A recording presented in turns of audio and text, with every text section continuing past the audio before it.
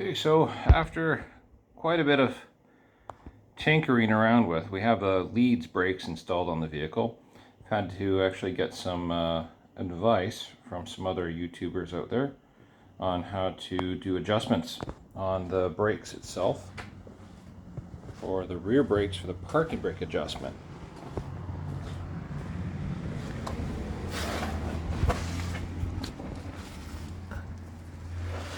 So what they had me do, you'd actually remove this bolt right here on either side of them for this arm that's here. So remove this this cable, remove the spring, then you can get adjustments to this. You can take that bolt, the nut off. Once you do that, there's two washers. One's a rubber one, the other one's nylon. Then you're going to put pressure with the wheel removed. You're going to put pressure on the inside brake, so the one closest to the axle. Put pressure between the caliper and the brake pad so that the fluid doesn't bleed out from this, right? So if you do that, you shouldn't bleed too much, or if anything at all. Once you do that, you're going to take a 9/16 socket or wrench, and you are going to adjust counterclockwise while keeping that pressure on it until you feel a little bit of resistance. Once you feel resistance, you're going to keep going a little bit more until you get this adjusted all the way out. Okay? Then you're going to have to kind of go back and forth to clock it to get that arm back into where it needs to be, because there needs to be like very little space, right? They say between 1/8 to 1/4, right? A distance between this arm and this piece here, right? So that's the adjustments you need. Now, that's not where all this ends. You're going to do the same thing to the other side as well, and then more than likely you're going to be bleeding the brakes.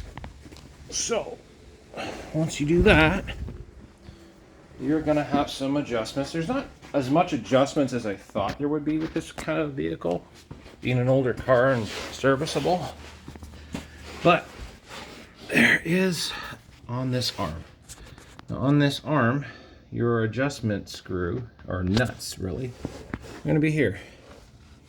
So you have these. Now I have this almost all the way in to get this thing to actually lock up the brakes the way that I like.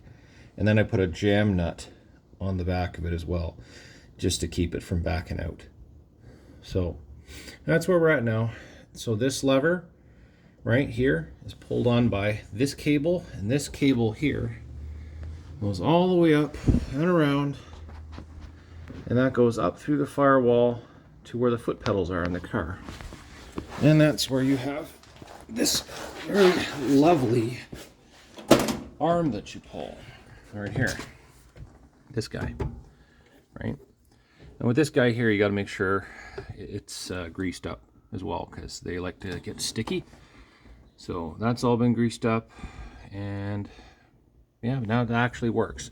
So with that all pulled all the way out, I can't move the wheel. Right? I'd say that's good enough.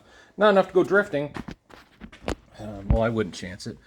But I mean, if you're in a parking lot and you want to warm your car up, right? Because this car's got no choke, so you're going to need that.